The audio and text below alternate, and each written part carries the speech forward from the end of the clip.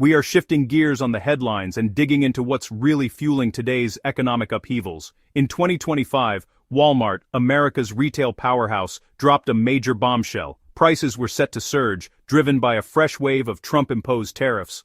But this isn't just a story about pricier avocados. While the media shouted that Walmart was leaving America, the truth runs far deeper. Global supply chain pivots, rapid automation, and political sparks flying out of the Oval Office. This is bigger than retail. It's about the future of American jobs, consumer spending power, and economic power plays. Buckle up. Here are 5 major developments that show how Walmart's evolution could reshape everything.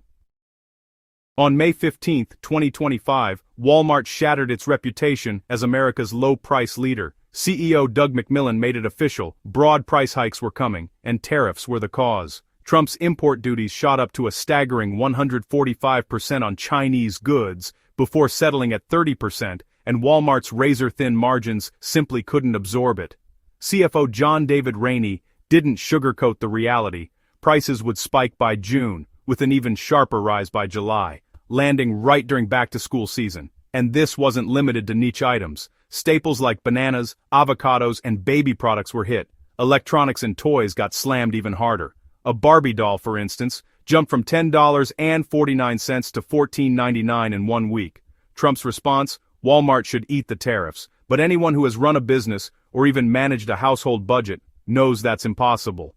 Tariffs are taxes. Someone always pays. When America's affordability champion starts flinching first, it signals stress all the way down the supply chain. But the price hikes were only the opening act. Walmart was already rewiring its logistics strategy.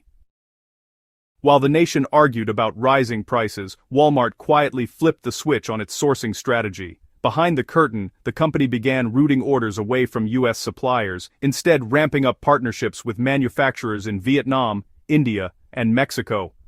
This wasn't a panicked reaction. It was precise and calculated.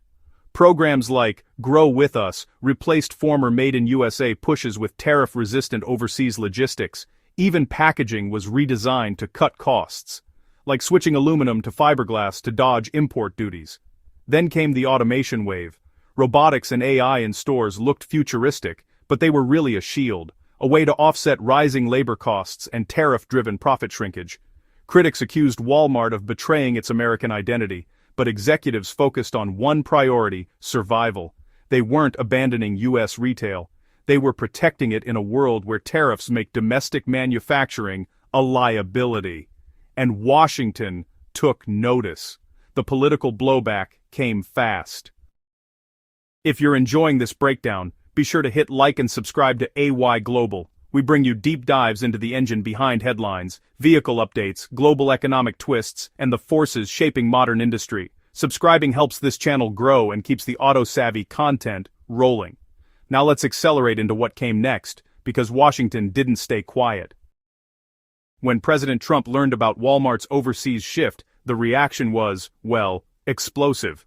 Behind closed doors, he allegedly fumed about a betrayal of the American people, floated pulling government contracts, and fired off a Truth Social post demanding Walmart absorb the tariffs and keep prices down. Commerce Secretary Howard Lutnick backed him up, insisting companies should take the hit. Economists immediately pushed back. Tariffs are import taxes. Someone always pays: the company, the customer, or both. Walmart held its position. CEO Doug McMillon reaffirmed their commitment to American jobs while explaining the harsh realities of retail margins. Still, the PR backlash was, honestly, severe. Trump's base accused Walmart of being unpatriotic, despite its deep roots in American communities. The bigger issue? Trump had clashed with Harley-Davidson and GM before, but Walmart is different. It's a national retail backbone. If even Walmart begins shifting away from domestic dependency, it signals that this tariff-driven policy path is breaking apart fast, and Walmart's financial results made that clear. Walmart's first quarter earnings told a story of resilience mixed with warning signs. Revenue rose to $165.61 billion, fueled by groceries and online shopping, but profits slipped. The company beat Wall Street expectations only thanks to cost-cutting and early stockpiling, not because retail was booming. McMillon and Rainey were direct. Tariffs were crushing profitability. A $350 Chinese-made car seat now costs over $450. Similar jumps are coming for strollers, electronics, and seasonal items, and Walmart isn't alone. Mattel, Procter & Gamble, and others are raising prices too. But Walmart's scale, more than 3,600 stores and 150 million weekly shoppers, means its decisions ripple across the whole U.S. economy. Investors initially panicked, but soon recognized Walmart's strategy: automation, overseas sourcing, and AI as lifelines. Profits may stabilize, but not without leaving Main Street exposed. Meanwhile, consumer confidence is falling, with 75% blaming tariffs for rising costs. Walmart's shift feels less like abandonment and more like survival under policies that no longer work. And that brings consequences for American communities. When Walmart changes direction, small-town America feels it instantly. This isn't just about higher prices or new robots, it's about families losing hours, jobs, and stability. Distribution centers are shrinking, local suppliers are being cut off, regional truckers are hauling fewer loads. In many rural towns, Walmart is the largest employer.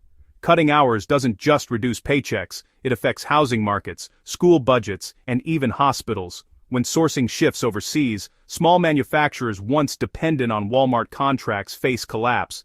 Yes, Walmart is investing in high-tech stores and fulfillment centers, but these next-gen locations require fewer workers as the company leans into online-first operations. Rural stores risk falling behind. Lawmakers are sounding alarms. Yet Trump is doubling down, threatening new tariffs on companies that offshore work.